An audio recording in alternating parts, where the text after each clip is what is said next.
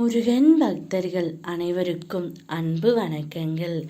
என் அன்பு குழந்தையே, நீ நேசிக்கும் உறவு இதை உன்னிடம் சொல்லியே ஆக வேண்டும் என்று துடித்து கொண்டு இருக்கின்றது. அவற்றை என் மூலமாக உனக்கு அனுப்பியும் இருக்கின்றார்.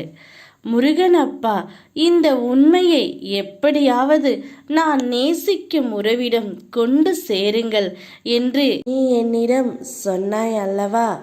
அதைத்தான் நீ நேசிக்கும் உறவிடம் நான் கூற வந்து உள்ளேன் தங்கமே. இப்பொழுது நீ உன் துணையை பிரிந்து கஷ்டப்பட்டு கொண்டு இருக்கின்றாய். அவர் ஏதாவது ஒரு தவறு புரிந்து விட்டார். அதை உன்னால் மறக்க முடியாமலும் மன்னிக்க முடியாமலும் தவித்து கொண்டு இருக்கின்றாய்.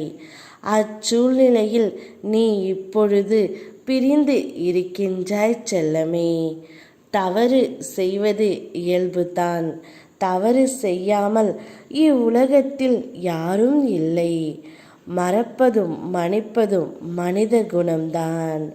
அவர் செய்த தவறை எண்ணிக்கொண்டு நீ வேதனைப்படுவது சாத்தியமே இல்லை தங்கமே. அவர் பலமுறை உன்னிடம் மன்னிப்பும் கேட்டிருக்கின்றார். இருந்தாலும் உன்னால் மன்னிக்க முடியவில்லை. அதே சமயம் அவரை மறக்க முடியாமலும் தினமும் இரவில் தவித்து கொண்டு இருக்கின்றாய். ஒவ்வொரு கணமும் நீயும் அவரைத்தான் நினைக்கின்றாய். அவரும் உன்னைத்தான் நினைக்கின்றார். இருந்தும் உங்களுக்குள் ஏதோ மனக்கசப்பு, கருத்து வேறுபாடு எப்பொழுதும் இருந்து கொண்டே இருக்கின்றது.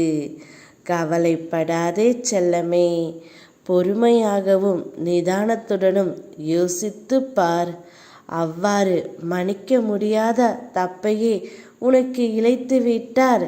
அவ்வாறு இழைத்தால் கூட அதை மன்னித்து ஏற்றுக்கொள்ளும் மன பக்குவத்தை நீ சற்று வளர்த்து கொள்ள வேண்டும்.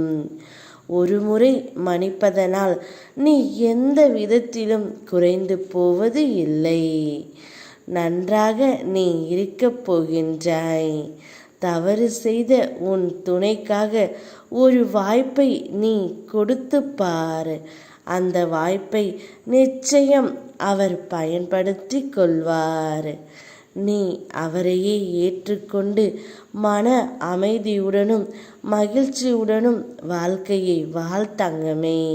உன்னுடைய துணை உனக்காகவே படைக்கப்பட்டவர். அவரை பிரிந்து நீ கஷ்டப்பட்டது போதும். இருவரும் மீண்டும் ஒன்றாக சேர்ந்து வாழ முயற்சி செய்யுங்கள். அப்பா சொல்வதை மனதில் பதித்து கொண்டு உன்னுடைய வாழ்க்கையை ஒரு நல்ல முடிவை நீதான் எடுக்க வேண்டும் தங்கமே. யாமிருக்க பயமேன். ஓம் முருகா.